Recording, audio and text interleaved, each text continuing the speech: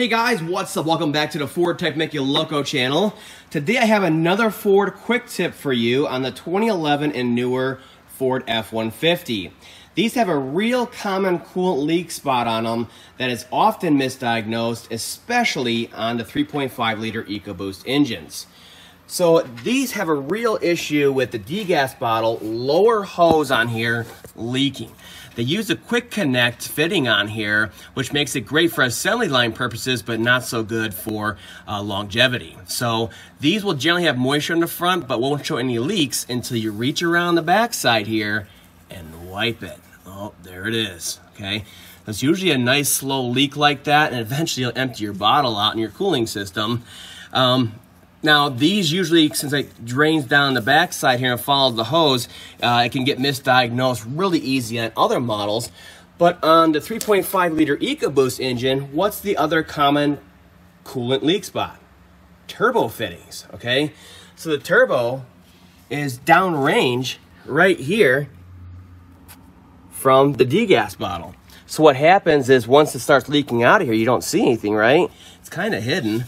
It'll leak onto the turbo pipes right here, and then it'll fall into the other one down there and eventually soak the housing of the turbo.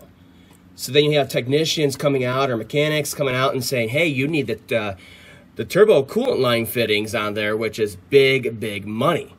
So before you get told that and you get sold on that, make sure they check this hose right here. Now, it's a small section of hose that goes over by the thermostat housing here in the 5.0 and 3.7, whereas on this one, on the Ecoboost, it's really long and really expensive, as you can imagine. So you can see it right here. This is where it clips into there. It just has a single O-ring in there for some reason, but you can see it just snaps right on, makes it really easy, but it goes over to the water pump area over here, and then it continues on and acts as a heater hose over on the other side of the engine. So yeah, there's lots of protection pieces on here and heat shields and everything else. So this hose is like $150 freaking, unfortunately.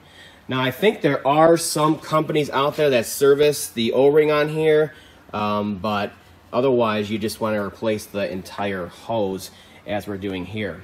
So yeah, since I didn't address it yet in a video anyways, I wanted to make sure you guys were aware of this so you don't get ripped off.